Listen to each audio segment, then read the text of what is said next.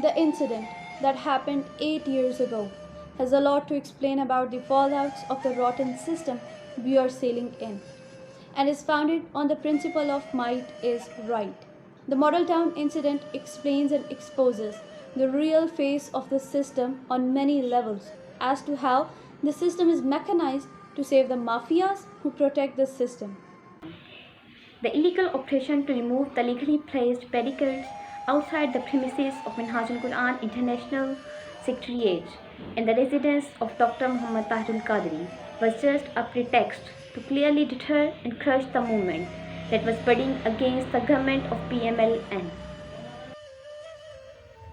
After the incident, Pakistan Awami Tehreek led a legal and political struggle against the government. On the political front, they staged a month-long sit-in in the country's capital. The prime demand was the removal of then Prime Minister Nawaz Sharif so that the impartial investigation on the Model Town incident was made sure. But we have seen that even the most powerful chief of army staff, General Rahil Sharif, couldn't stand against the mighty system. Legal front, a series of attempts were made on part of Pakistan Awami Tehreek, led by Dr. Tahirul Qadri, to ensure a speedy trial of the killers. They tried High Court, Supreme Court, and even Anti-Terrorism Court through privately filed istighatha case.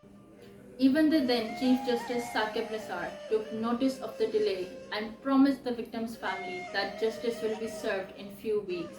But again, he completed his tenure without fulfilling his promise because he wasn't tall enough to challenge the monstrous system.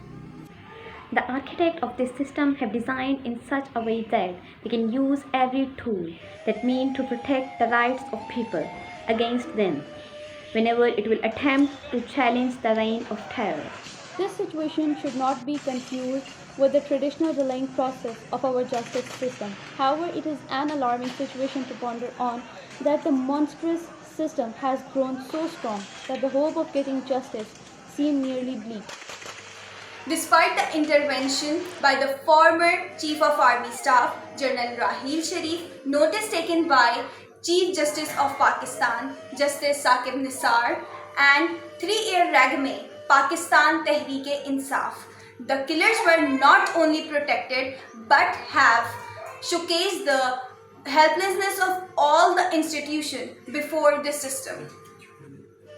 No matter what future awaits this case proceedings, but those who have their conscience conscious can clearly see the blood of the unarmed workers didn't go in vain, but has sharply and aptly unveiled the deception and trickery with which the system entraps the weak.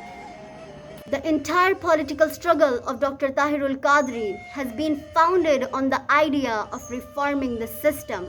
And with an untiring and a dedicated struggle on the part of Pakistan Awami Tehreek, he has achieved an appreciable target to expose the system to its core.